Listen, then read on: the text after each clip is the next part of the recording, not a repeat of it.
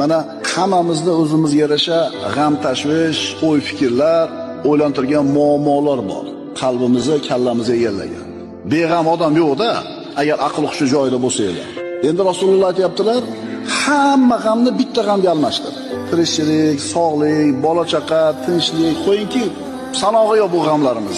Shu g'amlarda hammasini bitta g'amga almashtirgin. Allohni rozi qilaman degan g'amga almashtirgin.